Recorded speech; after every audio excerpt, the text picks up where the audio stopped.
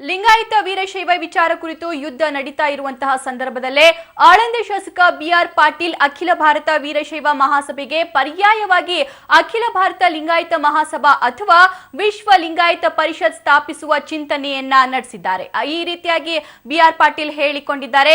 ಲಿಂಗಾಯತ ಪದವನ್ನ ಒಪ್ಪುವ ಎಲ್ಲಾ ಮಠಾಧೀಶರನ್ನ ಒಂದೆಡೆ ಸೇರಿಸಲಾಗುವುದು, ಸಮಾನ ಚಿಂತಕರು ಹಾಗೂ ಸದಸ್ಯರನ್ನ ಸಂಘಟಿಸುವ ಮೂಲಕ ಇದನ್ನೊಂದು ರಾಜಕೀಯ ರಹಿತ ವೇದಿಕೆಯಾಗಿ ಅಸ್ತಿತ್ವಕ್ಕೆ ತರಲಾಗುವುದು ಅಂತ ಬಿಆರ್ ಪಾಟೀಲ್ ಅಭಿಪ್ರಾಯವನ್ನ ವ್ಯಕ್ತಪಡಿಸಿದ್ರು.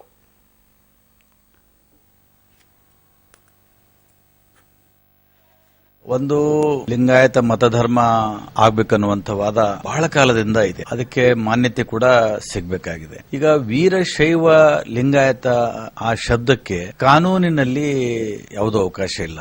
ಅದಕ್ಕೆ ನಮ್ಮ ಬೇಡಿಕೆ ಏನಂದ್ರೆ ಲಿಂಗಾಯತ ಧರ್ಮ ಅಂತ ಹೋದ್ರೆ ಮಾನ್ಯತೆ ಸಿಗ್ತವೆ. ಈ ಶಬ್ದದ ಗೊಂದಲದಲ್ಲಿ ಬೀಳೋದಕ್ಕಿಂತ ಈ ಸಮಾಜದ ಹಿತದೃಷ್ಟಿಯಿಂದ ಪಂಚಪೀಠಾಧಿಪತಿಗಳು ಆದಿಯಾಗಿ ಮತ್ತು ಅಖಿಲ ಭಾರತ ವೀರಶೈವ ಮಹಾಸಭೆ ಎಲ್ಲರೂ ಒಗ್ಗಟ್ಟಾಗಿ ಸೇರಿ ಸಮಾಜದ ಅಭಿವೃದ್ಧಿಗಾಗಿ ಲಿಂಗಾಯತ ಪ್ರತ್ಯೇಕ ಧರ್ಮ ಮಾಡೋದಕ್ಕೆ ಮುಖ್ಯಮಂತ್ರಿಗಳಿಗೆ ಮನವಿ ಕೊಟ್ಟರೆ ಅದು ಕೇಂದ್ರಕ್ಕೆ ಅವರು ಶಿಫಾರಸು ಮಾಡ್ತಾರೆ. ಇದು ನಮ್ಮ ವಾದ.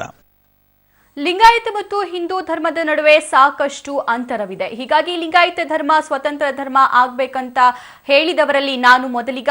ಲಿಂಗಾಯತ ಧರ್ಮವನ್ನ ಸ್ಥಾಪನೆ ಮಾಡಿದ್ದು ವಿಶ್ವಗುರು ಬಸವಣ್ಣ. ಆದ್ರೆ ಹಿಂದೂ ಧರ್ಮ ಸ್ಥಾಪನೆ ಮಾಡಿದ್ದು ಯಾರು ಎನ್ನುವುದು ನನಗೆ ಗೊತ್ತಿಲ್ಲ, ಹೀಗಂತ ಕೆಪಿಸಿಸಿ ಕಾರ್ಯಾಧ್ಯಕ್ಷ ಎಸ್ಆರ್ ಪಾಟೀಲ್ ಹೇಳಿದ್ದಾರೆ. ಇನ್ನು ಬಾಗಲಕೋಟೆಯಲ್ಲಿ ಮಾತನಾಡಿದ ಅವರು, ಲಿಂಗಾಯತರು ಸಮಾಜ ಕಟ್ಟುವವರು, ಒಡೆಯುವವರಲ್ಲ. ಇನ್ನು ಒಡೆಯುವವರು ಬೇರೆಯೇ ಇದ್ದಾರೆ ಅಂತ ಪರೋಕ್ಷವಾಗಿ ಬಿಜೆಪಿಗೆ ಟಾಂಗ್ ನೀಡಿದ್ರು. ಇನ್ನು ಲಿಂಗಾಯತ ಧರ್ಮ ವಿಚಾರದಲ್ಲಿ ಪೇಜಾವರ ಶ್ರೀಗಳು ಮೂಗು ತೂರಿಸೋದು ಬೇಡ ಅಂತ ಎಸ್ಆರ್ ಪಾಟೀಲ್ ತಿರುಗೇಟು ನೀಡಿದ್ರು. ವಿಶ್ವಗುರು ಬಸವಣ್ಣವರಿಗೆ ಜನ್ಮ ಕೊಟ್ಟ ಜಿಲ್ಲೆ ನಮ್ಮದೇ ಮತ್ತು ಅವರ ಐಕ್ಯ ಸ್ಥಳವನ್ನು ಕೂಡ ನಮ್ಮ ವಿಭಾಜ್ಯ ಜಿಲ್ಲೆ ಕೂಡಲ ಸಂಗಮದಲ್ಲಿದೆ. ಆ ದೃಷ್ಟಿಯಿಂದ ಬಸವಣ್ಣವರು ಸಮಾನತೆ ಸಲುವಾಗಿ ಸರ್ವರಿಗೂ ಸಮಪಾಲು ಸರ್ವರಿಗೂ ಸಮಬಾಳು ಅನ್ನುವಂಥ ವಿಚಾರದಲ್ಲಿ ನಂಬಿಕೆ ಇಟ್ಟು ಜಾತಿ ರಹಿತ ವರ್ಗ ರಹಿತ ಜಾತ್ಯತೀತ ಸಮಾಜ ನಿರ್ಮಾಣ ಮಾಡಲಿಕ್ಕೆ ಬಹುದೊಡ್ಡ ಕೊಡುಗೆ ನೀಡಿದಂಥ ಬಸವಣ್ಣವರು ಸ್ಥಾಪನೆ ಮಾಡಿದಂಥ ಲಿಂಗಾಯತ ಧರ್ಮ ಇದನ್ನು ಸ್ವತಂತ್ರ ಧರ್ಮ ಅಂತೇಳಿ ಇವತ್ತು ಪರಿಗಣಿಸಲಿಕ್ಕೆ ಎಲ್ಲ ರೀತಿಯ ಅರ್ಹತೆಯನ್ನು ಪಡೆದಿದೆ ಅಂತ ಹೇಳಿಕ್ಕೆ ನಾನು ಬಯಸ್ತಾ ಇದ್ದೇನೆ.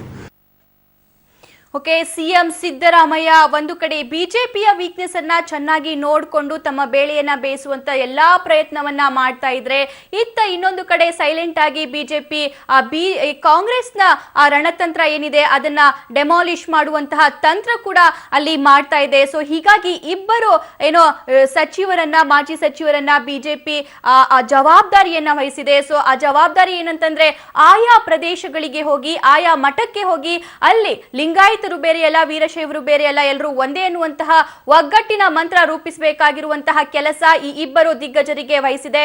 ಅಟ್ ದ ಸೇಮ್ ಟೈಮ್ 3 ತಿಂಗಳ ಹಿಂದೆ ಅಂದ್ರೆ ಮೇ 28ರಂದು ಪುಣೆಯಲ್ಲಿ ಒಂದು ಮಹತ್ವದ ಸಭೆ ನಡೆಯುತ್ತೆ. ಪ್ರಭಾಕರ್ ಕೋರೆ ನೇತೃತ್ವದಲ್ಲಿ ಈ ಸಭೆ ನಡೆಯುತ್ತೆ.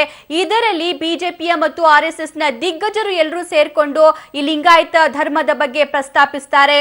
ಆದ್ರೆ ಇದೆಲ್ಲವನ್ನ ನೋಡ್ತಾ ಹೋದ್ರೆ, ಎಲೆಕ್ಷನ್ ದೃಷ್ಟಿಕೋನದಲ್ಲಿ ಇದನ್ನ ನೋಡೋದಾದ್ರೆ, ಕರ್ನಾಟಕಕ್ಕೆ ಕಾಂಗ್ರೆಸ್ ಉಸ್ತುವಾರಿಯಾಗಿರುವಂತಹ ಕೆ.ಸಿ. ವೇಣುಗೋಪಾಲ್ ಯಾವಾಗ ಆಯ್ಕೆಯಾಗಿ ಕರ್ನಾಟಕಕ್ಕೆ ಕಾಲಿಡ್ತಾರೋ ಆವಾಗಿಂದ ಕಾಂಗ್ರೆಸ್ ತುಂಬಾನೇ ಆಕ್ಟಿವ್ ಆಗಿದೆ. ಅಂದ್ರೆ ಕಾಂಗ್ರೆಸ್ ಒಂದೊಂದನ್ನು ಕೂಡ ತುಂಬಾನೇ ಸೂಕ್ಷ್ಮವಾಗಿ ಯೂಸ್ ಮಾಡ್ಕೊಳ್ತಾ ಬಂದಿದೆ.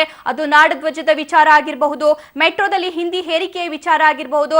ಇವಾಗ ಎದ್ದಿರುವಂತಹ ಒಂದು ದೊಡ್ಡ ಅಲೆ ಏನಂತಂದ್ರೆ ಲಿಂಗಾಯತ ಏನು ಪ್ರತ್ಯೇಕ ಧರ್ಮದ ವಿಚಾರದಲ್ಲೂ ಕೂಡ ಇದನ್ನ ಸರಿಯಾಗಿ ಯೂಸ್ ಮಾಡ್ಕೊಳ್ತಾ ಇದೆ. ಸೊ ಇದಕ್ಕೆಲ್ಲ ಬ್ರೇಕ್ ಹಾಕಲು ಬಿಜೆಪಿ ಕೂಡ ದೊಡ್ಡ ಪ್ಲಾನ್ ಒಂದನ್ನ ರೂಪಿಸ್ಕೊಳ್ತಾ ಇದೆ.